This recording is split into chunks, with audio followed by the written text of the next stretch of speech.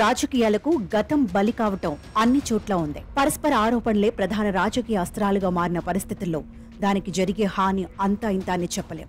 4 ఓట్లు 4 సీట్లు అదనంగా రావడానికి గతం గురించి ఏదైనా మాట్లాడవచ్చనే ధోరణి విషమిస్తోంది. ప్రధాని మోదీ ఇటీవలి ఎన్నికల ప్రచారంలో భాగంగా గాంధీ సినిమా గురించి మాట్లాడిన తీరే ఇందుకు నిదర్శనం. రిచర్డ్ అటెన్బరా దర్శకత్వంలో 1982లో ఆ సినిమా విడుదలైంది. ఆ సినిమాతోనే గాంధీ అంటే ప్రపంచానికి తెలిసిందని, అంతకుముందు ఆయనకు రావాల్సిన గుర్తింపు రాలేదని మోదీ వ్యాఖ్యానించారు. సినిమా మాధ్యమం చాలా శక్తివంతమైంది, అందులో ఎవరికీ సందేహం లేదు. చరిత్రను కీలక మలుపులు తిప్పిన మహామహుల గురించి గొప్పగా సినిమాలు తీస్తే వాటి ప్రభావం ప్రజలపై ఎంతో కొంత ఉంటుంది. దీనిపైన ఎవరికీ సందేహం లేదు. అటెన్బరా తీసిన గాంధీ సినిమాకు 8 ఆస్కార్ అవార్డులు వచ్చాయి. పాశ్చాత్య దేశాల్లో 1980ల నాటి తరానికి గాంధీ గొప్పతనాన్ని చెప్పటానికి ఆ సినిమాను తీశారు. అప్పటికి ఇంగ్లీష్లో గాంధీపై అంత సమగ్రమైన సినిమా రాలేదు. దాన్ని చూసిన వారిలో కొందరైనా గాంధీ గురించి మరింత తెలుసుకోవటానికి ప్రయత్నించి ఉండొచ్చు. ఆయన ఆదర్శాలను ఆచరించటానికి కొంత కృషి చేసి ఉండొచ్చు. వీటిని మోదీ చెబితే ఎవరికీ అభ్యంతరం ఉండేది కాదు. అటెన్బరా సినిమాతోనే ప్రపంచానికి గాంధీ గురించి తెలిసిందని చెప్పటం మాత్రం చరిత్ర పరిశీలనకు నిలబడదు.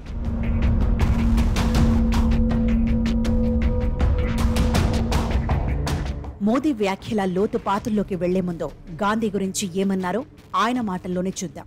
మహాత్మా గాంధీ మహోన్నత వ్యక్తి. ఆయనకు ప్రపంచ స్థాయి గుర్తింపు తెచ్చే బాధ్యత మనకు లేదా? ఆయన గురించి ఎవరికీ తెలీదు. ఇలా చెబుతున్నందుకు నన్ను క్షమించండి. గాంధీ సినిమా వచ్చినప్పుడు మాత్రమే గాంధీ ఎవరా అని మొదటిసారి ప్రపంచం ఆసక్తిగా చూసింది. గాంధీని ప్రపంచానికి పరిచయం చేయటం మన కర్తవ్యం. కానీ దాన్ని చేయలేకపోయాం. ఈ ప్రపంచానికి Martin Luther king, Nelson Mandela అంటే ఎవరో తెలుసు, కానీ గాంధీ వారికంటే ఎందులోనూ తక్కువ కాదు. ప్రపంచమంతా తిరిగిన తర్వాతే దీని గురించి నేను చెబుతున్నాను. గాంధీ ద్వారానే భారతదేశానికి గుర్తింపు వచ్చి ఉండాలి, కానీ అది రాలేదని చెప్పటమే మోదీ ఉద్దేశం. 75 సంవత్సరాల్లో ఆ పని మనం చేయలేదనడంలో పరోక్షంగా కాంగ్రెస్ పై విమర్శ కూడా ఉంది. మోదీ అన్నట్లుగానే గాంధీ గురించి ప్రపంచానికి ఏమీ తెలియదా అన్న ప్రశ్న వేసుకుంటే వచ్చే జవాబు మనల్ని నిర్ఘాంతపరుస్తుంది. నిజానికి మోదీ ప్రస్తావించిన అమెరికా పౌర హక్కుల ఉద్యమ నేత మార్టిన్ లూథర్ కింగ్, దక్షిణాఫ్రికాలోని జాత్యహంకార ప్రభుత్వానికి వ్యతిరేకంగా దశాబ్దాల పాటు పోరాటం చేసిన నెల్సన్ మండేలాకు మహాత్మా గాంధీయే స్ఫూర్తి. గాంధీ సినిమా కంటే చాలా ముందుగానే రాజకీయ పోరాటాలను వారిద్దరూ నడిపారు. అవిశ్రాంతంగా హక్కుల ఉద్యమాన్ని నడిపిన మార్టిన్ లూథర్ కింగ్ 40 ఏళ్లు నిండకుండానే 1968లో హత్యకు గురయ్యారు. అనేక ఆందోళనల్లో పాల్గొన్న మండేలా 1982 నాటికి జైల్లోనే మగ్గుతున్నారు. సహాయ నిరాకరణ, శాసన ఉల్లంఘన, సమాన హక్కుల ఉద్యమాలను వారిద్దరూ గాంధీ మార్గాన్ని ఎంచుకున్నారు. బలమైన సైనిక, పోలీసు వ్యవస్థలతో పటిష్ట ప్రభుత్వాలు ఉన్న చోటే ఉద్యమాలు హింసా మార్గం తొక్కితే అణచివేతలు, అధికార హత్యాకాండలే చివరికి పైచేయి సాధిస్తాయన్న అవగాహన వారిద్దరికీ ఉంది. అందుకే గాంధీ అహింస మార్గాన్ని ఎత్తుగడగాను, ఆందోళన మార్గంగానూ స్వీకరించారు.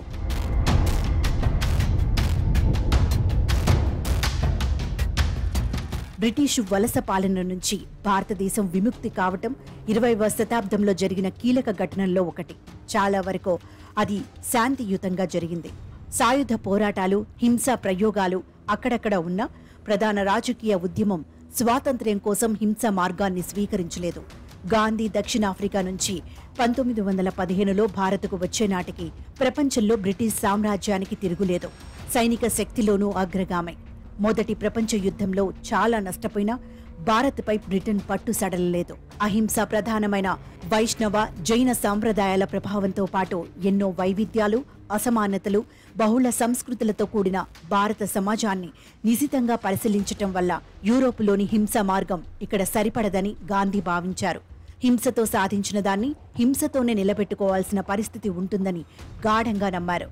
చివరికి హింసా యంత్రాంగంపై ఆధారపడే ప్రభుత్వ వ్యవస్థలను కాదనే వరకు వెళ్లారు. హింసను మనుషుల పట్లే కాదు, జంతు ప్రపంచానికి, ప్రకృతికి తలపెట్టకూడదనే ఉద్దేశంతో స్వయం సమృద్ధ గ్రామీణ జీవితాన్ని స్వీకరించాలని ప్రబోధించారు. దీన్ని కాంగ్రెస్ పార్టీయే స్వీకరించలేదు. అభివృద్ధిలో పాశ్చాత్య దేశాలను అనుకరించటమే కాంగ్రెస్ పార్టీకి ప్రధాన అజెండాగా ఉండేది. దాని సాఫల్య వైఫల్యాల గురించి చెప్పుకుంటే అదొక పెద్ద చరిత్రే అవుతుంది. బహుళత్వ భారత సమాజానికి సరిపోతాయన్న అవగాహనతో సహాయ నిరాకరణ, శాసనోల్లంఘన, సత్యాగ్రహం, హర్తాళ్, ఆమరణ నిరాహార దీక్ష లాంటి ఆందోళనలను గాంధీ ఎంచుకున్నారు. వీటితోనే బ్రిటిష్ పాలకులు దిగివచ్చారనే అభిప్రాయం 1920ల నుంచే వీటిపై పాశ్చాత్య దేశాల్లో ఆసక్తి పెరిగింది. ప్రపంచ నాగరికతపై ద స్టోరీ ఆఫ్ సివిలైజేషన్ పేరుతో 11 వాల్యూమ్ల ఉద్గ్రంథాన్ని ప్రచురించిన will Durand the case for India అన్న పుస్తకాన్ని 1930లోనే రాశారు. నాగరికతపై డ్యూరెంట్ సూత్రీకరణలతో ఎంతైనా విభేదించొచ్చు, కానీ ఆయన రచనా శైలి మనల్ని పరుగులెత్తిస్తుంది. అందుకే ఆయన రాసిన ద స్టోరీ ఆఫ్ ఫిలాసఫీ పుస్తకం లక్షోపలక్షల్లో అమ్ముడుపోయింది. డ్యూరెంట్ భారత్కు వచ్చి గాంధీని కలిసి చర్చలు జరిపారు.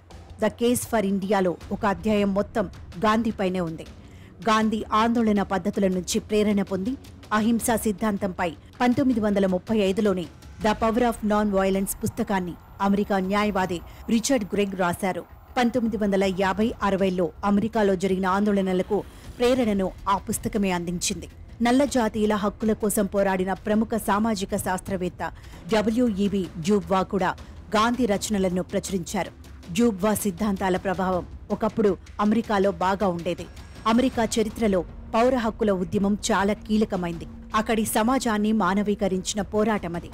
అందులో పాల్గొన్న వారిలో చాలా మంది గాంధీ నుంచి ప్రేరణ పొందారు.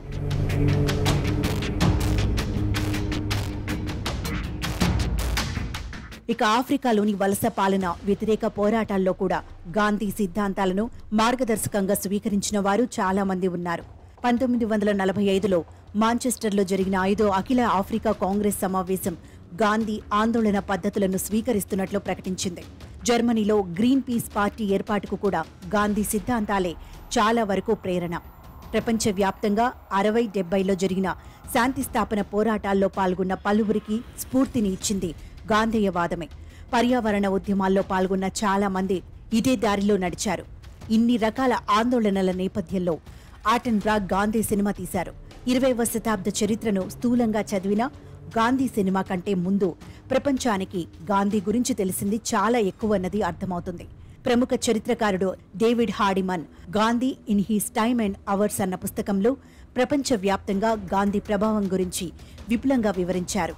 1924లోని రోమైన్ రోలండ్ గాంధీ జీవితాన్ని, సిద్ధాంతాలను సృష్టిస్తూ రాసిన పుస్తకం చాలా ప్రాచుర్యం పొందింది.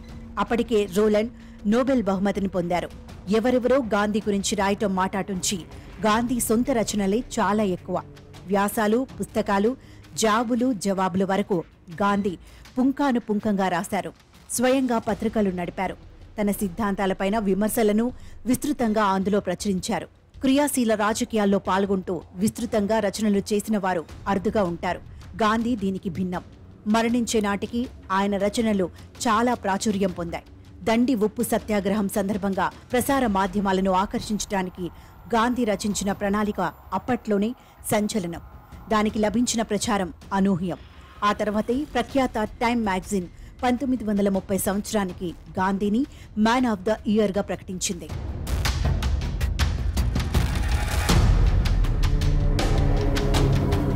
గాంధీ హిందూ మతాన్ని వ్యతిరేకించలేదు, కుల వ్యవస్థను ఈసడించుకోలేదు, పాశ్చాత్య రాజకీయ సిద్ధాంతాలను ఉన్నతమైనవిగా భావించలేదు, మతపరమైన పరిభాషను వదల్లేదు, భగవద్గీతను కాంతి దీపంగా పరిగణించటం మానలేదు, మైనార్టీల కోసం గొంతెత్తటం ఆపలేదు, వర్గ పోరాటాలను అక్కున చేర్చుకోలేదు, స్త్రీ పురుష సంబంధాలపై అందరికీ ఆమోదమయ్యే ప్రతిపాదనలు చేయలేదు.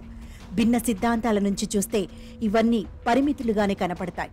కానీ సావర్కర్ ప్రబోధించిన హిందుత్వను సమర్థించలేదు, హిందూ ఆధిపత్యాన్ని అంగీకరించలేదు, ముస్లింలను శత్రువులుగా చూడటానికి నిరాకరించారు, ముస్లిం పాలకులను సంస్కృతి విధ్వంసకులుగా వర్ణించలేదు, హిందూ మతంలోని చెడును బహిరంగంగానే వ్యతిరేకించారు. తీవ్ర హిందుత్వ రాజకీయాలతో ప్రభావితమైన వారు చాలా కాలం గాంధీని ద్వేషించారు.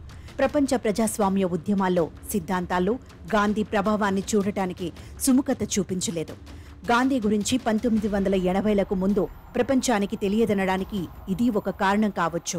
అపరిమిత అభివృద్ధి పేరుతో ప్రకృతిని వికృతపరుస్తూ విధ్వంసాన్ని కొనసాగిస్తున్నంత కాలం కోరికలకు కళ్లెం వేయడాన్ని సర్వోత్కృష్ట విలువగా భావించిన గాంధీ మన భావావరణంలో ఏదో విధంగా మసలుతూనే ఉంటారు.